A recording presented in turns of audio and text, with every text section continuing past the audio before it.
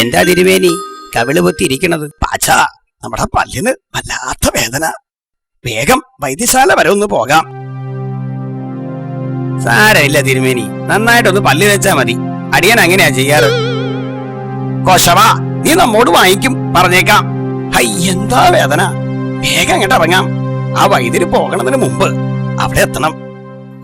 പാച്ചാ, ഈ പല്ലുവേദന എന്ന് പറയുന്നതാണ് കേട്ടോ ശരിക്കുള്ള വേദന. ഹൈ, എന്താ വേദന! ശരിക്കുള്ള വേദന എനിക്കാ, ഇയാളെ കൊണ്ട്. അതിന്റെ മുമ്പ് പല്ലുവേദന എത്ര നിസ്സാരം. അല്ല, ആരിത്, തിരുമേനിയോ? വരൂ വരൂ, ഇങ്ങോട്ടിരിക്കൂ. വൈദ്യരെ, വല്ലാത്ത പല്ലുവേദന, സഹിക്കാൻ പറ്റണില്ല. നോക്കട്ടെ, വായ അങ്ങോട്ട് തുറക്കൂ. ഓ, മതി മതി മതി, പേടിപ്പിക്കാതെ. ഓ, എന്തൊരു നാറ്റം. തിരുമേനിയുടെ പല്ലിനെ കുഴപ്പമൊന്നുമില്ല. ദാ, ഈ പൽപ്പൊടി കൊണ്ട് നന്നായി പല്ല് തേച്ചാ മതി. ഹൈ, അത് വേണമെന്നില്ല.